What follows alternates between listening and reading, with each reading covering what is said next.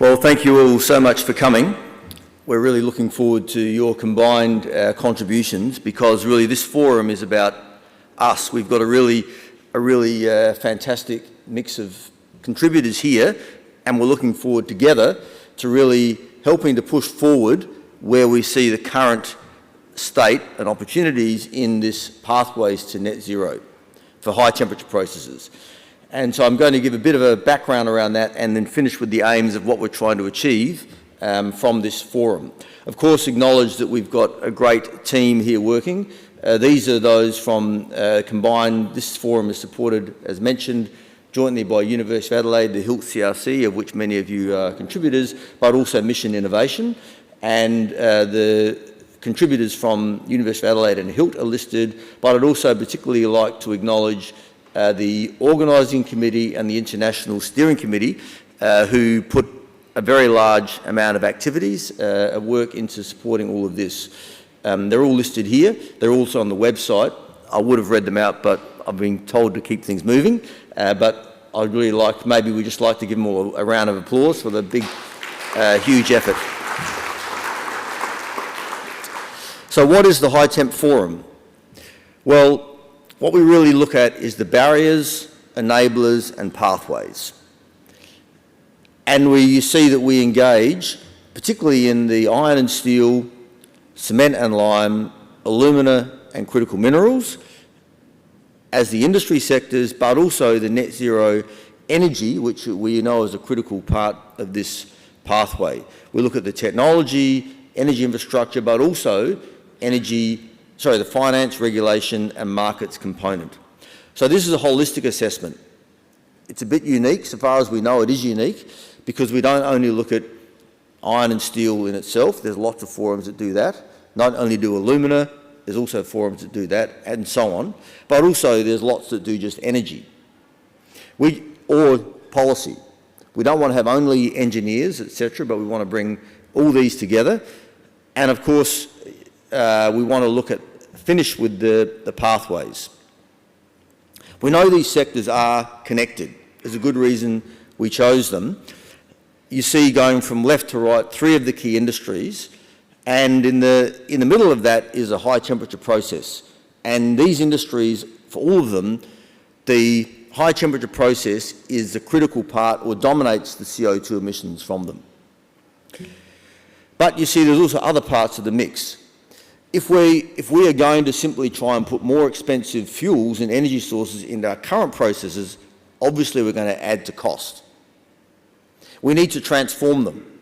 We need to go beyond each sector doing its own thing, where currently we already know there's lots of components that go into tailings ponds.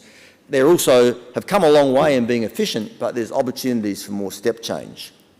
So we can learn from coupling them together to the synergy in the high temperature processing, but also upstream, beneficiation. Of course, beneficiation is a commercial pathway that operates, but has also got a lot of barriers. High costs of energy and water, we need to do that better. And so on down through the smelting and pathways as well.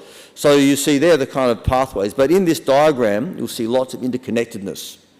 We want to unlock a step change in circularity for better recovery of heat, steam, but also connecting what are currently byproducts to be co-products in the industries of the future. So this is what this forum wants to unlock. And the top there, you see this is the policy, supply chain, communities, markets, which are also essential for this transition. And representatives from all of these components are here in this meeting. So briefly, what do we see from the last HiTeMP forum? Some of you who may not have been here from the beginning, you might not know, but those of you who will remember, in 2018, no companies had signed up to net zero. But what we did find was commitments. We found, the drivers. And on the top left diagram was one of the really critical outcomes that one of our partners who is here today at this forum, Hydro, presented. They had already introduced a certified, not net zero, but low carbon product in alumina, 4 tonnes of CO2 per tonne of aluminium. We've heard about the emergence of the market, and the next diagram shows, the part of the carbon price, which of course is very critical in what is now driving the CBAM, etc.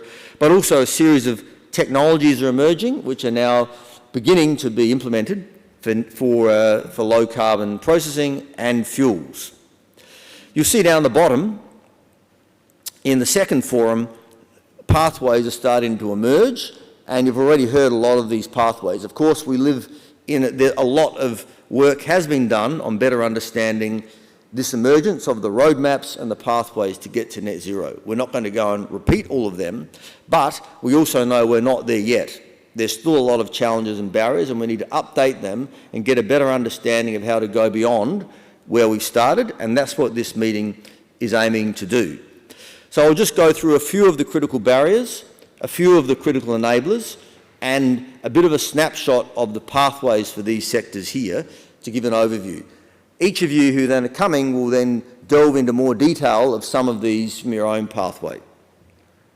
So, for example, in iron and steel, we know that there are already some great examples of green steel coming to market, and we've got some speakers here from Svedum, from Sweden, for example, where there is already green steel plants being built. Nevertheless, these emerging technologies are not yet viable for most ores. So the hematite goethite ores, for example, which Australia predominantly exports, they're mostly too low grade to go into that commercial pathway, and also energy is still expensive. So it means that although it's emerging, but we need improved technology pathways as well as the other areas. So for magnetite, although there is commercial pathways emerging for magnetite, it's still, in some parts of the world, they also have got higher requirements for water, where the beneficiation takes a lot of, and also energy. So it's also limited as how fast it can grow. So it's emerging, but we need to do more to take it to the next level. One of those potential enablers, you'll hear two presentations from which the HILT CRC, also the University of Adelaide is a partner in, together with others in Curtin. You'll see them listed. Many of the partners are listed in this program. And there's two of the emerging platforms which we think could be an important contributor. This is not meant to be the only ones. We really welcome further opportunities, and we've introduced a session on this upstream processing pathway because of its importance. Because if we can do more upfront, it lowers the total energy demand and also the total hydrogen demand, for example. So these involve two components.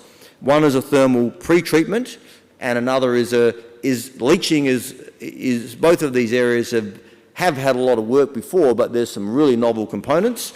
The thermal pre-treatment is using high flux radiation, and the leaching component is using the reagents derived from desalination brines of reverse osmosis. And you'll see the diagram on the top shows that together these approaches are showing significant improvement, which we think is going to be cost effective. And that's not the only example, but it gives you, some of the examples. Likewise, we're doing work in the net zero energy infrastructure and end-to-end modelling, and you'll hear some presentations on this to better understand how these different options could potentially be more bespoke, because energy costs are bespoke. They're different in each location, so we need to get a better understanding of that to guide the pathways forwards. So we see some priorities in the pathways, starting with magnetite in the transition and transforming through to hematite. Near-term priorities are, you'll hear some talk on blast furnaces where we still need to begin. The direct reduced iron, starting with magnetite. Beneficiation we see as a priority, or the emerging electric smelter type technologies, together with the net zero infrastructure. In alumina, we see the pathways really being, we have to start with the steam side, do better recovery of the steam, and also find ways, for example, to integrate thermal storage to lower the cost of the steam generation with things like electricity. Together with eventually moving to transformation with recovering steam from calcination. This needs more work, more research, development and demonstration to upscale and de-risk it, but these are some of the key enablers and pathways we see. So the pathways for alumina are shown there that we've just referred to, and on the top right is one of the earlier roadmaps put together by ARENA, but we're now looking at some of the more details of those components which I mentioned. So we need to introduce the storage but also begin the transition for the steam recovery. When it comes to cement and lime, some of the key pathways that have been identified part of it is managing the inherent CO2 that comes from the process emissions, and we've got to improve both the CO2 capture, but also increase access to the markets and some of the sustainable aviation fuels, etc. Probably the industrial process will be early movers in that CO2 source. We also need to develop the supplementary cementitious materials, and particularly in this sector, we need to find the components of what is currently in the gang and may go to tailings will be part of that mix for these alternative feedstock for these supplementary materials. The energy infrastructure and the policy and markets are also critical to unlock these in all of these pathways. When it comes to the non-ferrous metals, the other high temperature process, this is where the dominant part of the CO2 comes from the upstream processing, the beneficiation and the like. So the development of improved beneficiation platforms for this sector will also be synergistic with the cement and lime and potentially also the alumina sector where we see. So we've got a whole session on that in this forum. So this slide you've seen, but the different part you see here is to bring to this challenge, we can't only look at the technology, can't only look at government or industry, we want to bring together key stakeholders that include industry, research, government and society. So in this meeting, we bring representatives from each of those forums. We don't claim to have the final answer on anything, but in each of these forums, we bring each of those stakeholders.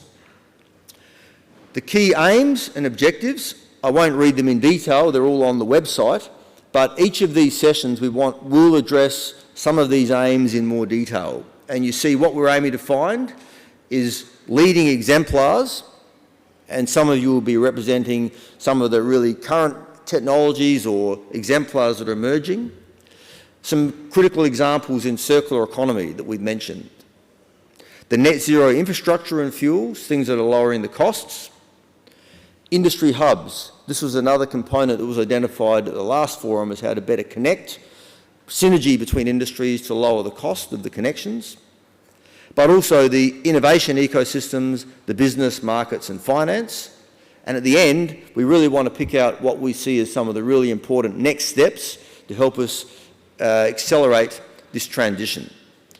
So the way this forum is structured, again, we don't aim to get every speaker on any of these topics.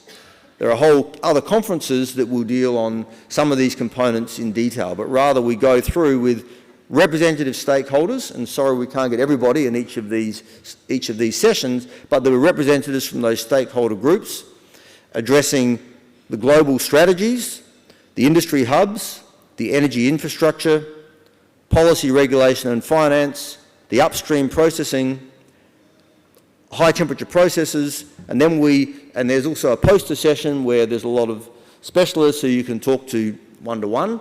And then on the final day, we bring together the synthesis that includes the background on those others in iron and steel, alumina and critical minerals, cement and lime. And the final session is where we get the chairs of those sessions to try and synthesise briefly and identify some of those key next steps. So I really thank you all for coming, because your contributions, we have a really specialist group of contributors here that span those groups, and we're very much looking forward to your combined contributions. Thank you, Susan.